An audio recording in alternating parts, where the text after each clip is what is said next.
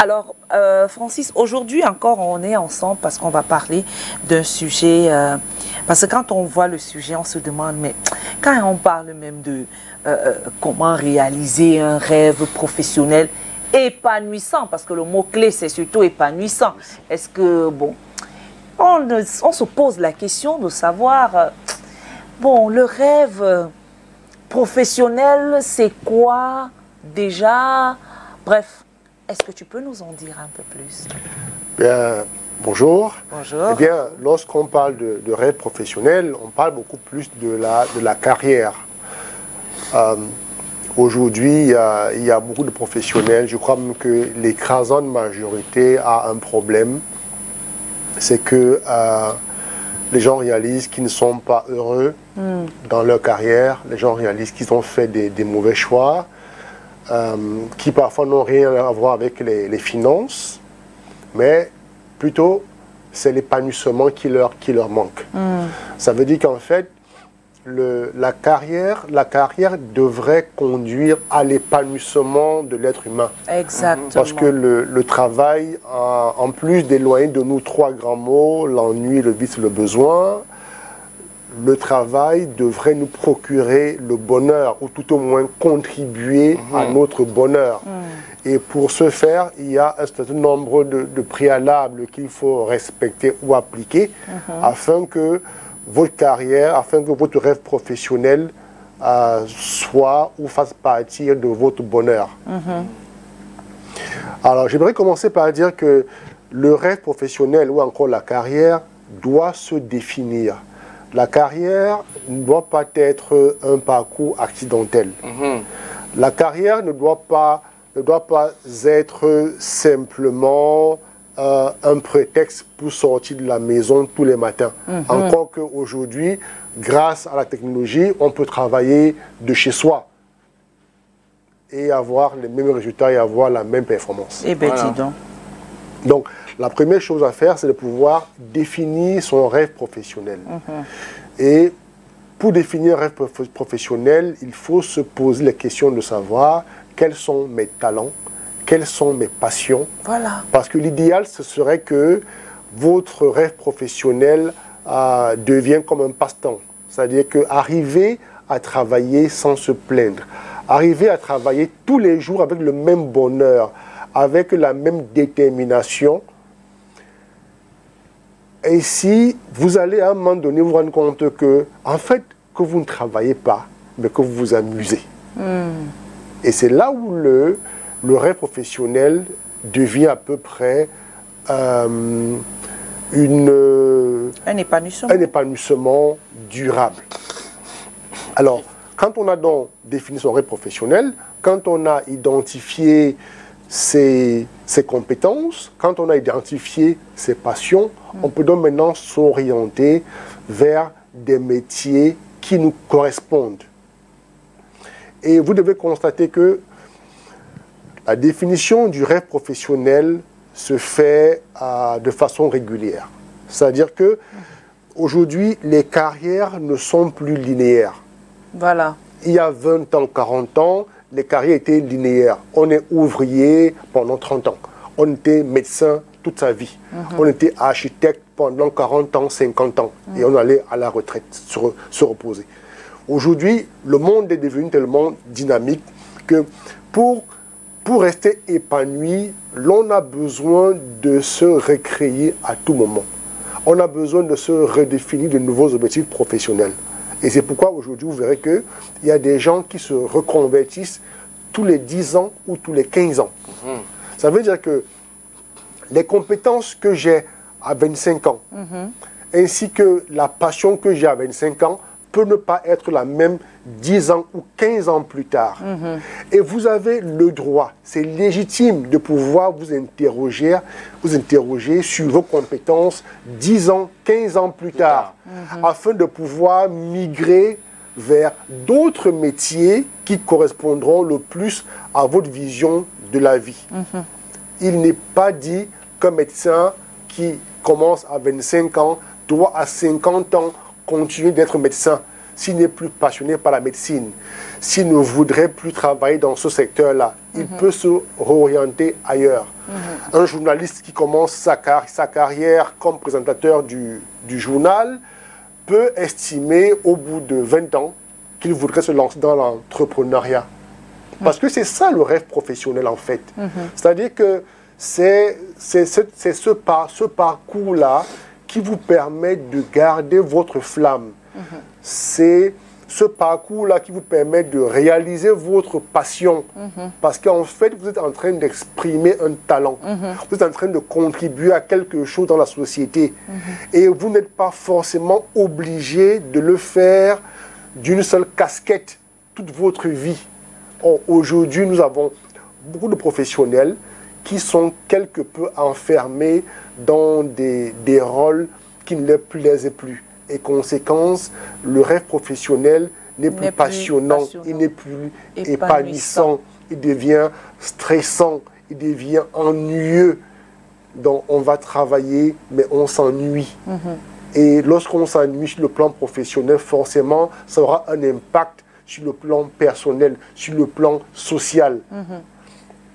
Et donc, il faut donc revisiter son parcours tous les 10 ans, tous les 15 ans, afin de se rassurer déjà qu'on a toujours les compétences, qu'on a toujours l'envie de faire ce qu'on fait et que l'on contribue de manière significative à ce qu'on est en train de faire.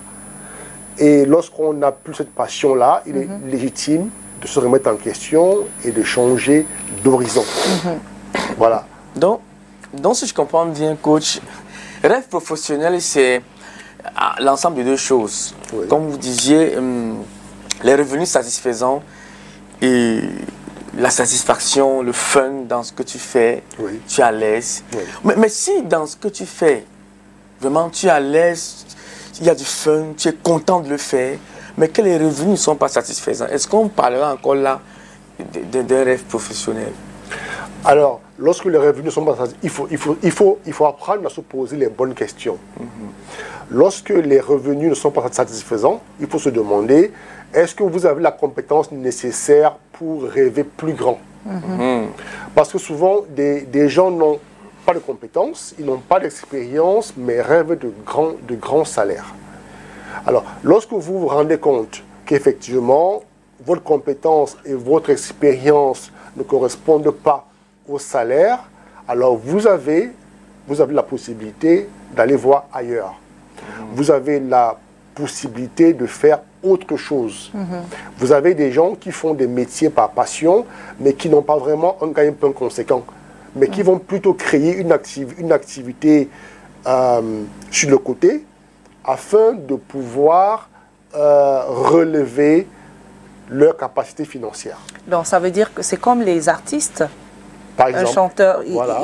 un artiste, il travaille dans une entreprise parce qu'il veut subvenir à ses besoins, mais il a sa passion qui est la musique. La musique. Et il se donne à cette passion-là, mais sur le plan professionnel, ne sera plus rentable parce qu'il le fait juste comme un bouche-trou.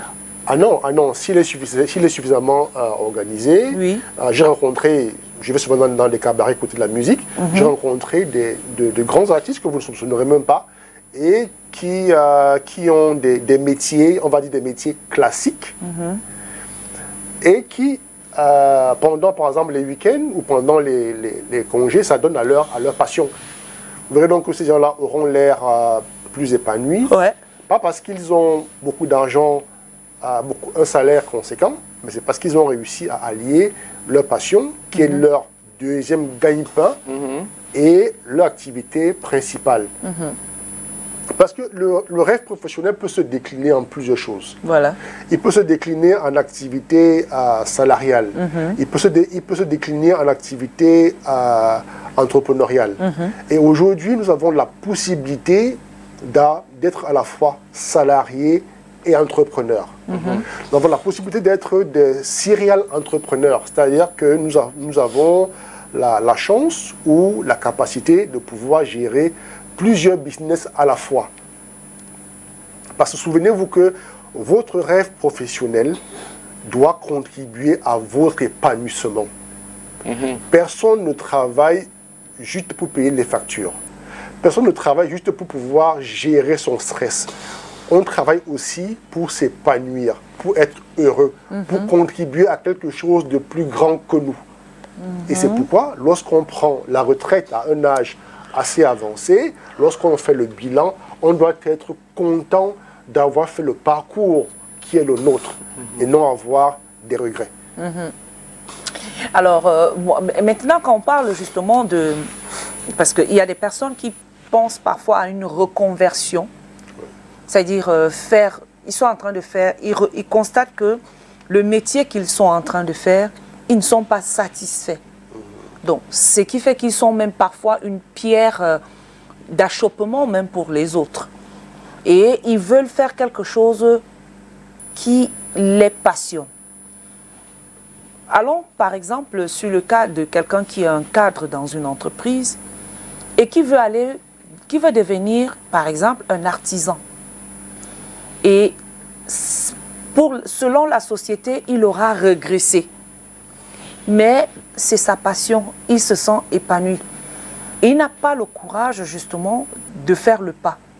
Dans ce cas de figure, comment est-ce que ce personnage devrait se comporter? Alors, c'est un cas assez fréquent dans notre société. Ce qu'on devrait d'abord dire aux gens, c'est que leur vie leur appartient. Leur rêve aussi leur appartient. Et donc, il faut éviter de calquer ses rêves sur les modèles d'autres personnes. C'est-à-dire que si je ne suis pas à l'aise dans un métier, si je ne suis pas à l'aise dans une carrière, ou si j'ai l'impression d'avoir saturé dans un métier, j'ai le droit de m'interroger et de choisir autre chose, sans forcément attendre l'avis ou la validation d'autres personnes autour de moi. Je connais un très grand cadre de Ovolt qui a été directeur marketing dans une multinationale, qui aujourd'hui s'est reconverti dans l'agriculture et qui est très heureux. Je connais quelqu'un d'autre qui s'est entré dans la une fois, il en parlait avec un cadet et il lui a dit aujourd'hui, je suis plus à l'aise dans ma ferme, je suis plus à l'aise avec les feuilles avec lesquelles je communique tous les jours que les papiers que je manipulais à longueur de journée. Parce que... Est-ce que ce n'est pas dû au stress parfois que l'on vit dans l'entreprise? Mais justement... Qu'on a envie de se reconvertir, on commence à en avoir un peu marre. Oui, si le stress que vous écumez à longueur de journée devient insupportable, vous avez le droit de penser à autre chose. Rien ne vous oblige à rester dans un environnement stressant qui pourrait entraîner des maladies. Mais ce serait plutôt intéressant pour vous de penser à vous reconvertir. Et quand vous vous reconvertissez, ça veut dire que vous vous donnez une deuxième chance de pouvoir vivre plus heureux, de pouvoir vivre plus longtemps et plus épanoui. Parce qu'au finish, ce qui est important, c'est votre bonheur. Et si votre bonheur passe par une reconversion, autant mieux se lancer. Si votre reconversion passe par exemple par une transition de salarié à entrepreneur, autant mieux. Si votre reconversion doit passer par exemple par le télétravail, comme c'est la mode aujourd'hui dans presque la plupart des pays, alors lancez-vous dans le télétravail à fond. Donc il est important de penser sa carrière par soi-même, d'éviter de se faire influencer par notre entourage. Tout le monde ne vit pas la réalité de la même façon. Autant certains se plaisent à rester dans un environnement stressant, autant d'autres ne supportent pas. Et je pense que le rêve professionnel, lorsqu'il a été bien défini et lorsqu'il est bien mené, peut devenir un catalyseur. Personne ne voudrait être stressé en permanence 24 heures sur 24. Parce qu'il y a certains qui supportent le stress disant que on dit souvent que c'est la persévérance qui fait avancer. Et d'autres qui vont te dire que oh, je vais quitter, il faut d'abord attraper une branche avant de laisser l'autre. D'autres, il y a toute cette peur-là qui s'accumule. qui fasse que beaucoup restent là ils sont. Bon, vous savez qu'il y a des personnes qui ont peur du changement.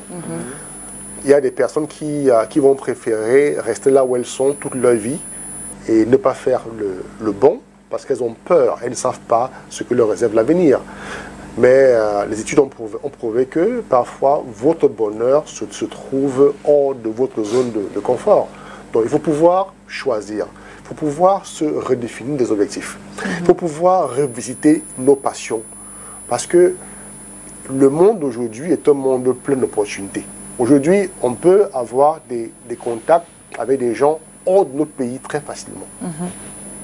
Donc il est important de pouvoir travailler à son épanouissement professionnel parce que nous passons trop de temps à travailler. Nous consacrons en moyenne 8 à 12 heures de notre temps à notre travail, à notre carrière professionnelle. Alors, si nous devons nous passer pratiquement 12 heures par jour de notre vie à être stressé, ça ne vaut pas la peine. S'il faut passer 12 heures, parce que la journée a 24 heures, s'il faut passer 12 heures par jour à se morfondre, à se plaindre, ça devient dangereux au bout de certain temps. Donc c'est pourquoi il est important de revisiter ses passions, il est important de s'interroger, il est important de faire le point sur ses compétences et de savoir si les compétences que nous avons accumulées au cours des années ne nous permettent pas d'envisager autre chose.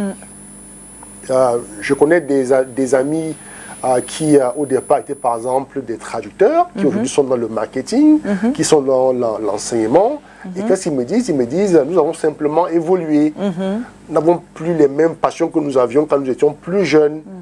Alors cette évolution-là leur permet de pouvoir entretenir un certain bonheur et de pouvoir même se mesurer et de savoir que, j'ai commencé par être traducteur, aujourd'hui je suis dans le marketing, et qui sait, peut-être que demain j'aimerais être dans l'agriculture. Vous voyez, ce parcours enrichissant vous permet d'enrichir votre vie et de rester très épanoui.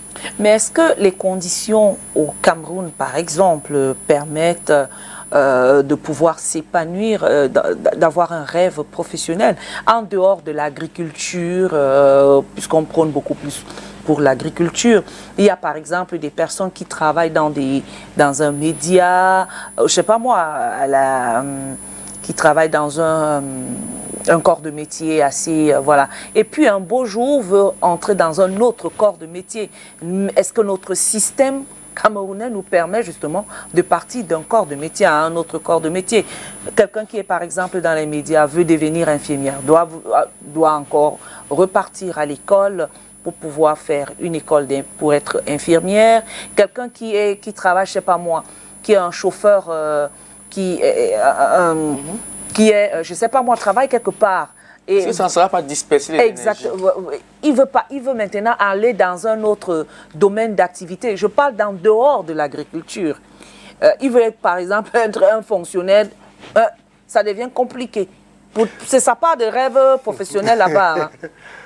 Vous savez, j'aime à le dire, tout est possible.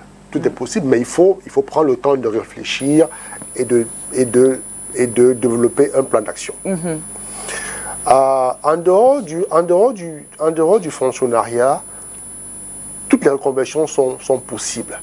Parce que pour le fonctionnariat, je pense qu'au Cameroun, il y a un âge pour présenter les concours publics. Il y a un âge pour rentrer dans la fonction publique. Je pense qu'il y a des textes comme ça qui sont assez rigoureux là-dessus. Mais pour le reste, tout est possible. Tout est possible.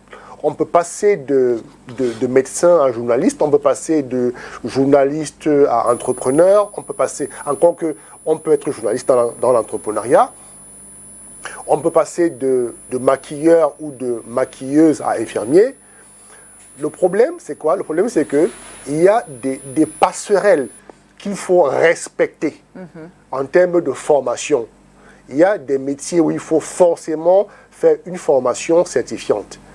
On ne devient pas infirmier parce qu'on est allé dans un hôpital passer 10 jours avec un médecin. Non.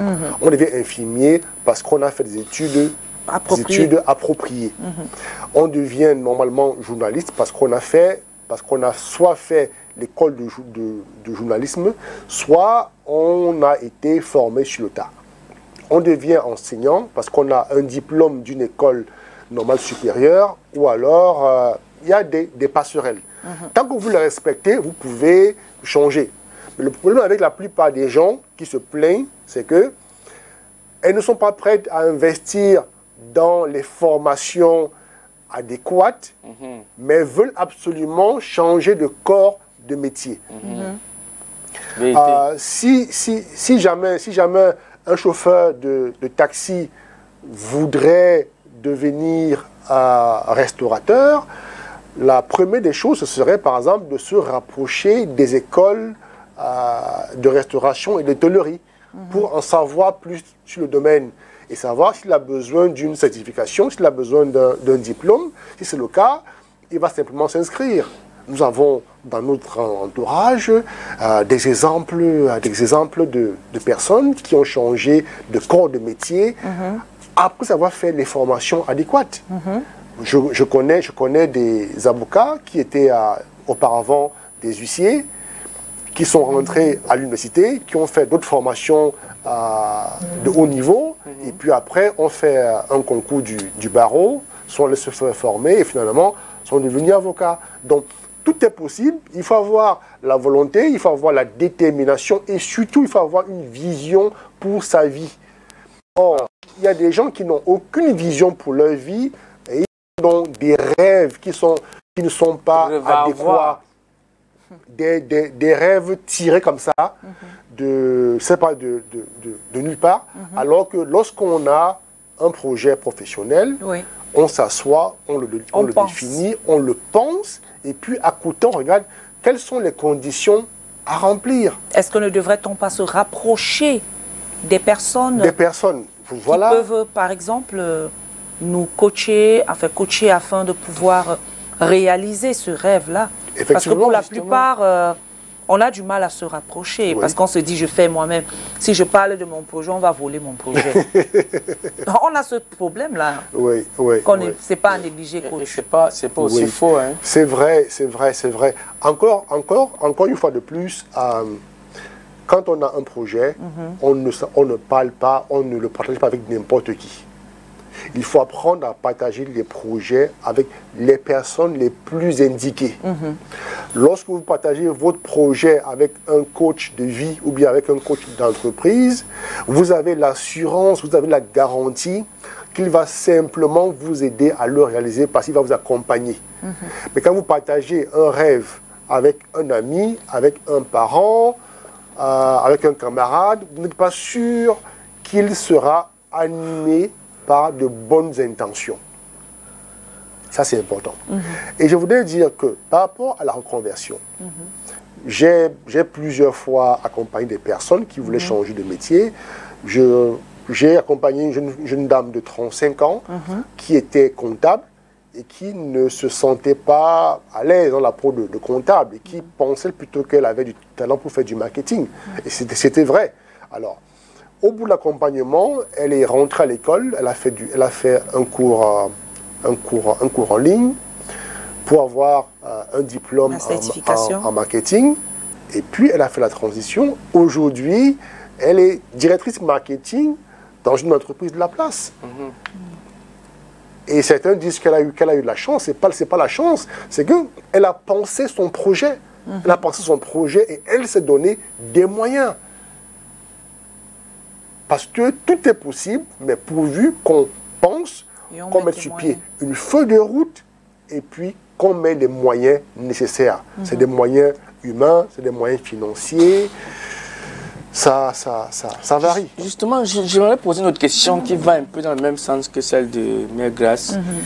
Quand tu veux poursuivre un projet professionnel, quel est le style de groupe, quel genre de groupe est-ce qu'on peut rejoindre? On a par exemple ici à Douala, au Cameroun, ce qu'on appelle le FNE, où les gens vont là-bas chercher du travail constamment. Est-ce que par le FNE, quelqu'un peut bien poursuivre un rêve professionnel? Parce qu'il y a des gens qui sont carrément fixés là-bas, de ce côté-là.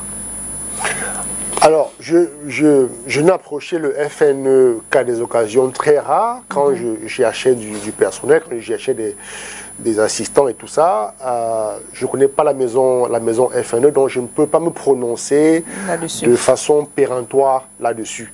Mais je sais pour le peu que j'ai déjà suivi par-ci par-là, le FNE a des compétences en matière d'orientation. Le FNE permet aux gens de trouver du travail. Le FNE permet à des entreprises qui ont besoin de professionnels de pouvoir s'appuyer sur leur service. Je n'en sais pas plus.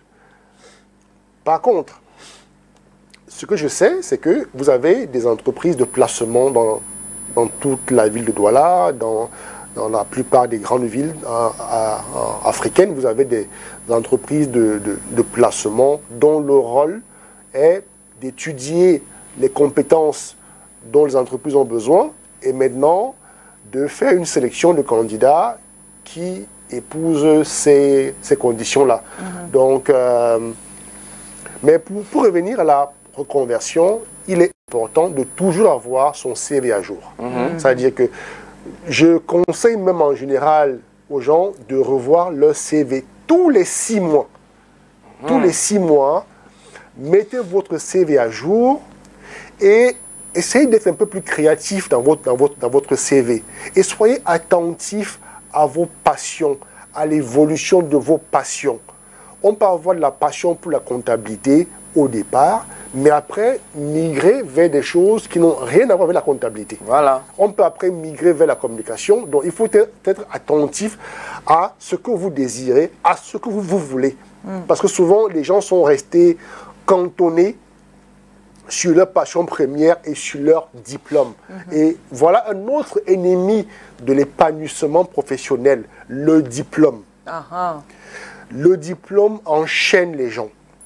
Le diplôme va vous cloîtrer dans un coin et vous faire croire que vous ne pouvez exister que par tel ou tel métier.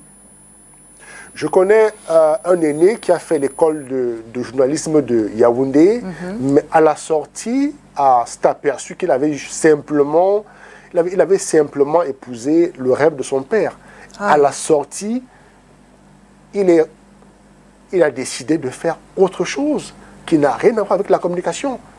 Parce qu'il s'est aperçu que sa vraie passion n'était pas le journalisme. Alors, je ne serais pas surpris que dans 20 ans, qu'il me dise que sa passion a encore évolué. Donc, nos passions évoluent, nos rêves évoluent, et nous devons suivre, nous devons écouter notre corps, nous devons écouter notre voix intérieure. Oui. Et parlant maintenant, tout à l'heure vous parlez du CV, coach. Vraiment, c'est aussi un autre dossier là-bas. Parce que quand vous dites que chaque 6 mois, il faut revoir son CV, c'est une façon de dire que chaque temps, il faut se former pour pouvoir booster son CV. Oui, il faut remettre le CV à jour. Le CV est un indicateur de vos compétences à un moment lambda. C'est-à-dire que votre CV de l'année 2020 devrait être très différent de votre CV de l'année 2023. Parce que vous avez gagné en compétences. Et lorsque vous mettez votre CV à jour, c'est un exercice qui vous permet de vous interroger sur vos nouvelles compétences. Exact. Les compétences que vous avez développées au cours des 3 dernières années. Et puis, le CV peut aussi vous permettre de vous projeter en termes de compétences. C'est-à-dire qu'aujourd'hui, quelles sont les autres compétences que je devrais rechercher afin que dans 5 ans, que mon besoin ou bien que ma vision corresponde à ci ou à ça. Je prends un exemple terre à terre. Vous avez été présentateur de journal pendant 10 ans. Et quand vous faites une remise en question, vous apercevez que vous êtes de plus en plus attiré par la recherche, attiré par l'écriture. Vous aimeriez réaliser, par exemple, des recherches dans des domaines bien précis. Alors vous vous dites, je dois affiner mon écriture. Je dois affiner, par exemple, mes techniques de recherche. Vous savez que dans les universités, il y a des cours en master avec, par exemple, des unités de valeur sur la recherche. Vous commencez à faire des recherches. Après, vous apercevrez, par exemple, que vous avez besoin peut-être de compétences en langue étrangère. Aujourd'hui, pour faire de bonnes recherches, il faut parler couramment anglais. Et vous allez vous demander, mais quel est même mon réel niveau en anglais? Est-ce qu'il n'est pas temps que je mette mon anglais à jour? Parce qu'en fait, vous avez l'ambition, dans 5 ans, de quitter la présentation du journal pour vous consacrer à la recherche, pour vous consacrer à l'écriture. Donc voilà comment ça évolue. Mais quand vous ne faites, de mise à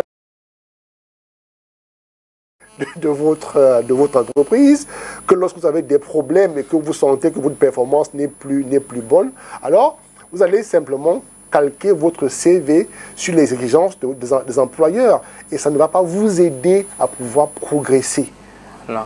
La mise à jour du CV doit se faire au moins 2 fois par an, c'est-à-dire tous les 6 mois. Et vous devez toujours accorder de la place aux compétences à développer. C'est-à-dire vous avez des compétences acquises, des compétences développées et des compétences à développer. C'est impératif. Et les compétences à développer vous permettent de vous rapprocher d'un rêve que vous avez. Ça peut être améliorer une langue étrangère, ça peut être améliorer la communication, ça peut être améliorer par exemple vos compétences informatiques. Encore que, quand on parle d'informatique, c'est très vaste parce que vous avez plein de domaines dans l'informatique. Donc, vous devez mettre votre CV à jour tous les 6 mois afin de rester dynamique. Et rester sur une mouvance. Mais si on n'a rien fait, et si on n'a rien fait, et si on n'a rien fait pendant les 6 mois? Alors, si on n'a rien fait pendant les 6 mois, vous prenez conscience que vous n'avez rien fait et vous commencez à faire quelque chose. Le CV comme un En fait, le CV, ça te motive à faire des choses. Oui. Donc, ça veut dire que tu dois multiplier des formations peut-être en ligne. Des formations en ligne. Parce qu'on néglige parfois aussi les formations des formations en ligne, des formations en présentiel. Vous avez des formations de 2 jours en présentiel, des formations de 3, vous avez des formations en ligne. Donc, il faut rester éveillé. Il faut rester éveillé parce que le rêve professionnel, c'est un exercice très dynamique et qui exige que vous soyez pointu dans ce que vous voulez faire. Il faut être pointu. Si vous n'êtes pas pointu, vous aurez une carrière des plus médiocres, vous allez vous plaindre, vous serez stressé, vous serez malheureux. Mais je vais vous dire la vérité, hein, le monde n'a rien à foutre avec les personnes malheureuses. Oui. Le monde célèbre l'excellence. Le monde accompagne les plus brillants. Le monde accompagne ceux qui sont plus résilients. Et les opportunités ne vont que vers des personnes résilientes, des personnes prêtes à relever des défis. Et que dites-vous des personnes qui se comparent? Parce que se comparer. La comparaison est un poison mortel. Parce qu'on se compare parce qu'on n'a pas anticipé. On se compare aux autres parce qu'on n'a pas de feuille de route. On se compare parce qu'on est surpris par l'évolution des autres. Lorsque vous définissez votre feuille de route, lorsque vous arrivez à définir les compétences dont vous avez besoin, lorsque vous définissez les formations indispensables que vous devez suivre, vous n'avez même pas le temps de regarder la vie des autres. Vous n'avez même pas le temps d'écouter ce qu'ils disent. Exact. Parce que vous êtes suffisamment occupé à réussir votre vie professionnelle. Moi, c'est très intéressant ce que vous êtes en train de nous dire là, parce que là, on devrait maintenant se lancer dans des formations multiples pour pouvoir être à jour si on veut réaliser notre rêve. Absolument. Et, voilà. Absolument. Aujourd'hui, à l'entreprise, on passe de la supply chain à la vente, on passe de la vente au management des projets, on passe du management des projets à d'autres métiers. Il est important de suivre notre voie intérieure. Si nous avons à un moment donné été passionnés de supply chain, ça ne veut pas dire que nous sommes nés pour la supply chain. Ça veut simplement dire que ça peut évoluer. On peut passer de la supply chain à autre chose. Aujourd'hui, par exemple, vous avez des MBA, vous avez des MBA généralistes qui vous permettent de percevoir l'entreprise dans son ensemble. À côté de ça, vous avez des MBA qui forment pour le management uniquement. C'est-à-dire que quand on a déjà maîtrisé les différents métiers spécialisés de l'entreprise, on peut maintenant commencer à migrer vers le management afin d'avoir une vue d'ensemble. Oui, voilà. Que dire donc de cet agriculteur, par exemple, qui est dans une zone rurale et qui veut émerger en se disant qu'en allant en ville, en zone urbaine, je pourrais faire quelque chose. Et il va penser peut-être à faire la moto. Et se dire que c'est... En fait, il pense, son plan, c'est faire d'abord la moto, qui va lui donner un peu d'argent. Après, il va faire un commerce et il a abandonné peut-être l'agriculture où il trouvait peut-être que ça ne lui donnait pas suffisamment d'argent. De deux, est-ce que avoir forcément de l'argent est synonyme d'avoir réalisé son rêve, est synonyme d'avoir réalisé quelque chose de professionnel qui est épanouissant? Alors, si pour un individu lambda, oui, avoir beaucoup d'argent est synonyme de réussite, alors quand il aura son argent, il aura réussi. Oui. Mais dans l'absolu, ce n'est pas le cas. Est-ce que ça va l'épanouir?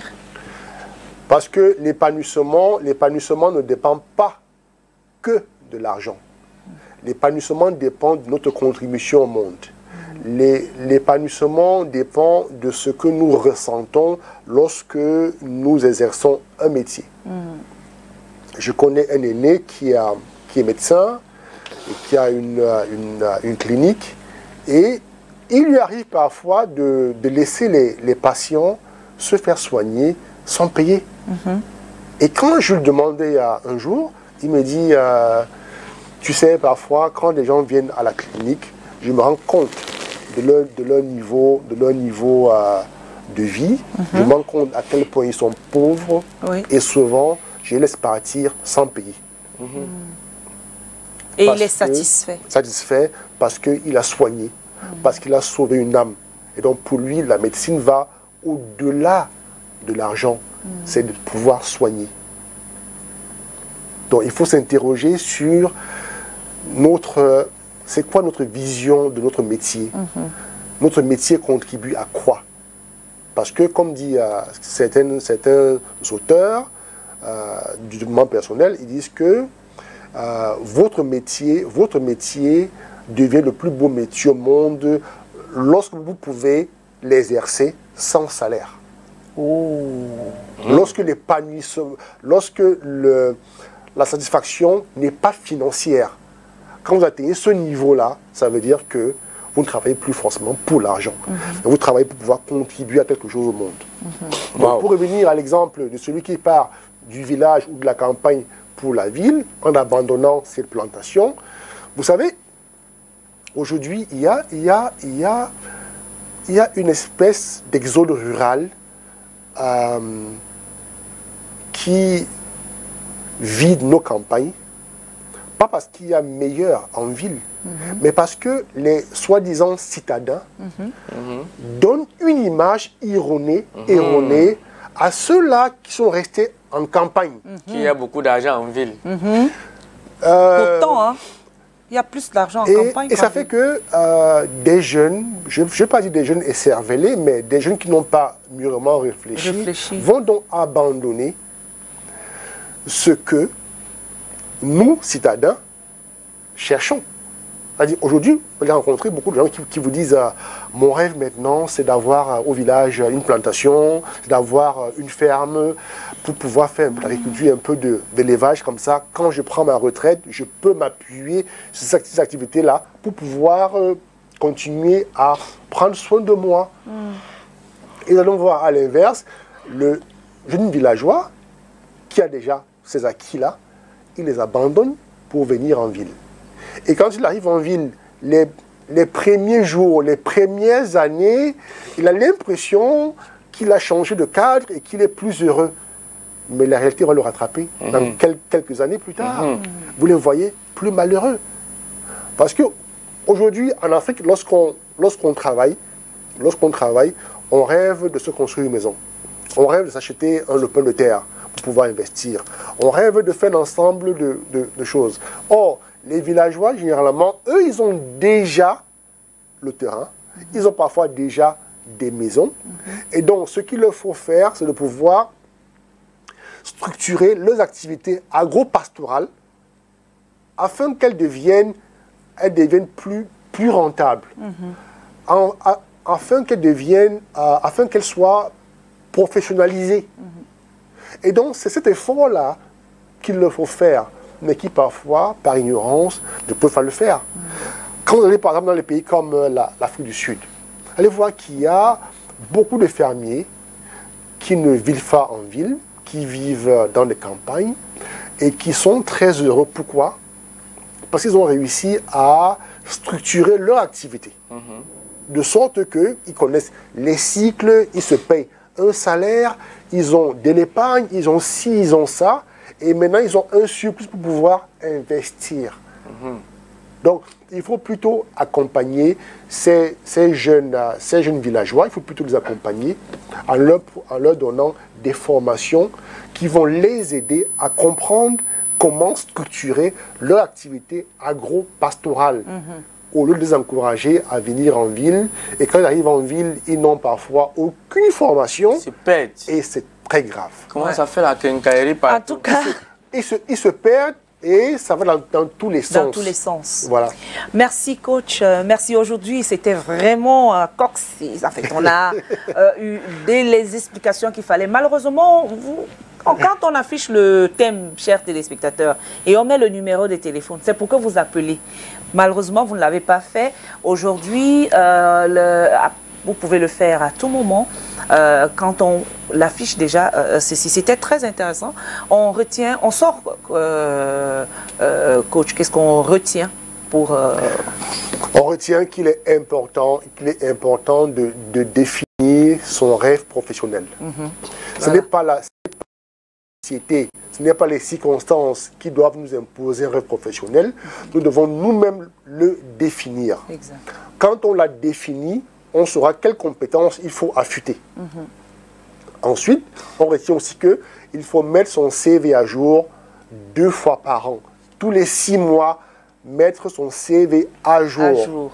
Et toujours avoir les compétences déjà acquises, les compétences à acquérir afin de pouvoir évoluer sur le plan professionnel. Merci, coach. Merci, Francis Héret, qu'on retrouve sur toutes les plateformes digitales. Francis Héret sur Facebook, francishéret.com pour avoir ses livres. Francis Héret, partout, vous tapez, vous l'aurez. Ah, un téléspectateur. Bonjour, Allô. monsieur. Allô? Monsieur, bonjour. On vous appelle comment? Vous appelez d'où? Moi, c'est M. Dombou comme Dominique depuis Douala. Depuis Douala, nous vous écoutons rapidement. Bon, juste pour dire vraiment merci pour les invités, vraiment c'était très très bien. Merci pour les conseils et je pense que la jeunesse a compris et puis nous sommes prêts à affronter avec cette premier bain un nouveau challenge pour une insertion socio-professionnelle réussie. Merci pour les invités, merci pour la présentation. Merci beaucoup. Merci aussi, mon frère. Appelez souvent à partir de quand vous voyez afficher, appelez. N'hésitez pas, quand vous avez l'invité, vous posez votre question. Merci, bonne continuation. Allez, coach, on va dire au revoir aux téléspectateurs, tonton Calvino. Catherine Merci, mais grâce, tu as été magnifique. Et toi, super bien habillé. Si tu peux être encore, demande à Gaël de t'en faire un truc pour demain et vendredi. Je serai très heureux. C'est quoi, tu me bottes? C'est quelle violence, ça? Eh, violence faite aux femmes. Non, c'est l'élégance. Non, l'élégance, on t'a dit, Cathy vient de te dire quoi? D'être quand même, hein, posé. C'est l'élégance. Oui, hein, genre, tu vois un peu quoi. Voilà. Allez, merci d'avoir été des nôtres, chers téléspectateurs. On se retrouve demain quand il sera 10 h avec la prophétesse Ngono Geneviève et Kani. On vous donnera le thème comme d'habitude demain. À demain, restez en compagnie des programmes de STV. Aujourd'hui, c'est mercredi. Retrouvez Makeda Lydie Newton pour la nuit du sport à partir de 21h30. Dieu vous bénisse. Ciao. Mouah.